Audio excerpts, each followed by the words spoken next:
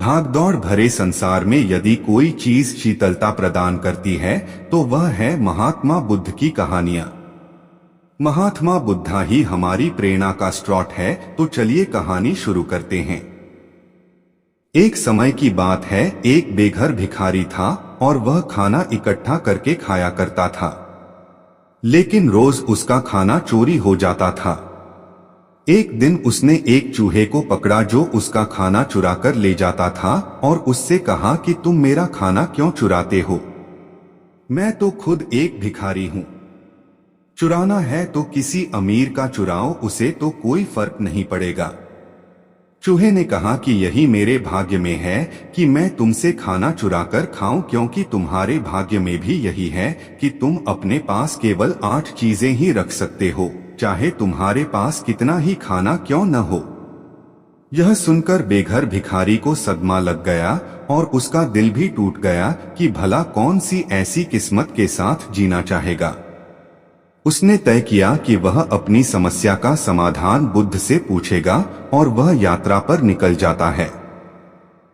पूरे दिन यात्रा करने के बाद उसे शाम को एक धनी परिवार का घर मिलता है। वह सोचता है कि क्यों न आज रात यहीं पर गुजार लूं। सुबह होते ही बुद्ध के पास जाने के लिए निकल जाऊंगा। वह जाकर गेट खटखटाता है। वह उनसे कहता है कि मैं एक यात्री हूं, क्या आज रात के लिए मैं यहां रुक सकता हूं?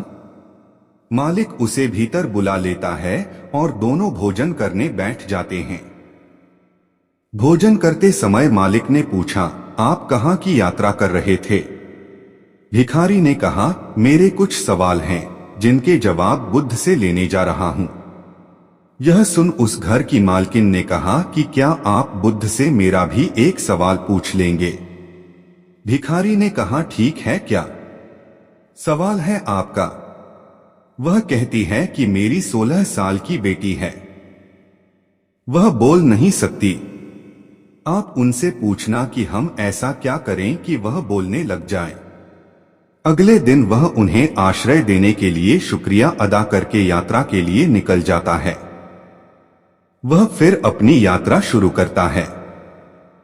आगे जाकर उसे पहाड़ों का झुंड मिलता है जिसे उसे पार करना होता है। उसे वहां एक जादूगर मिलता है। वह भिखारी उससे कहता है कि क्या आप मेरी इन पहाड़ों को पार करने में मदद करेंगे? जादूगर उसे अपनी छड़ी पर बिठाकर पहाड़ पार करा देता है। जादूगर उससे पूछता है कि कहां जा रहे हो? भिखारी कहता है, बुद्ध से मिलने। जादूगर कहता है कि क्या तुम मेरे लिए एक सवाल उनसे पूछ सकते हो? भिखारी कहता है, हां, बताइए क्या सवाल है? तब जादूगर कहता है कि मैं पिछले 1000 साल से स्वर्ग जाने का इंतजार कर रहा हूं। मैंने सारी शिक्षा प्राप्त कर ली है। तुम बुद्ध से पूछना कि स्वर्ग जाने के लिए अब मुझे क्या करना होगा। भिखारी सवाल सुनकर फिर आगे यात्रा शुरू कर देता है। कुछ दूर चलने के बाद उसे एक नदी मिलती है। वह उसके लिए रुकावट होती है क्योंकि वह नदी गहरी होती है जिसे पार करना उसके लिए मुश्किल होता है। लेकिन सौभाग्य से उसे एक कछुआ मिल जाता है और उसे वह नदी पार कराने लगता है। नदी पार कराते समय वह भिखारी से पूछता है कि तुम कहां जा रहे हो? वह कहता है कि मैं बुद्ध के पास कुछ सवालों के जवाब लेने जा रहा हूं। कछुआ कहता है कि मेरा भी एक सवाल है। भिखारी कहता है, क्या बताऊं? कछुआ कहता है कि मैं 500 साल से एक ड्रैगन बनने का इंतजार कर रहा हूं। मेरी शिक्षा के अनुसार मुझे अब तक तो ड्रैगन बन जाना चाहिए था। क्या तुम पूछ सकते हो मुझे अभी और कितना समय लगेगा? भिखारी कहता है, ठीक है। और उसके बाद नदी पार करके फिर से यात्रा शुरू कर देता है और अंत में वह बुद्ध के मठ के यहाँ पहुंच जाता है और मन ही मन सोचता है कि आज मैं महान बुद्ध से मिल ही लूंगा। वह पूरे आनंद और उत्साह से मठ के अंदर जाकर बुद्ध को प्रणाम करता है और कहता है कि मैं एक भिखारी हूं, मेरे कुछ सवाल हैं। मैं उनके जवाब लेने के लिए आया हूं। बुद्ध कहता है कि ठीक है, लेकिन मैं सिर्फ 3 ही सवालों के जवाब दूंगा। बेघर भिखारी कहता है, लेकिन मेरे तो 4 सवाल हैं। बुद्ध कुछ उत्तर नहीं देते। अब भिखारी सोच में पड़ जाता है कि क्या करे। तब वह बड़े ध्यान से उस कछुए के बारे में सोचता है जो 1000 साल से ड्रैगन बनने का इंतजार कर रहा है। उसे कितनी तकलीफ हुई होगी। फिरोज जादूगर के बारे में सोचता है जो 1000 साल से स्वर्ग जाने के इंतजार में जी रहा है, और फिर वह उस लड़की के बारे में सोचता है कि उसके आगे की पूरी जिंदगी पड़ी है।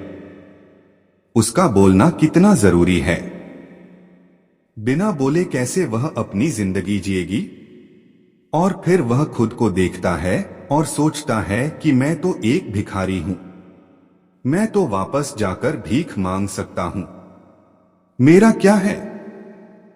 मेरा तो कुछ भी नहीं बदलेगा। लेकिन इनके सवालों का जवाब जरूरी है। इनका सब कुछ बदल सकता है। जब उसने दूसरे की समस्या के बारे में सोचा तो उसे खुद की दिक्कतें कम लगने लगी। उसने अंत में निर्णय लिया कि वह उन तीनों के सवालों का उत्तर पूछेगा। सबसे पहले उसने उस कछुए के बारे में पूछा। बुद्ध ने कहा, वह कछुआ अपना ढांचा छोड़ने के लिए तैयार नहीं है। जब तक वह उसे नहीं छोड़ेगा तब तक वह ड्रैगन नहीं बन सकता। फिर उसने उस जादूगर के बारे में पूछा। बुद्ध ने कहा कि उसकी छड़ी एक आसरे की तरह है जो उसके स्वर्ग जाने में बाधा बन रही है। उसे वह हमेशा अपने हाथ में रखता है। उसे छड़ी को दूर करना होगा, तभी वह स्वर्ग जा पाएगा। फिर उस भिखारी ने लड़की के बारे में पूछा। बुद्ध ने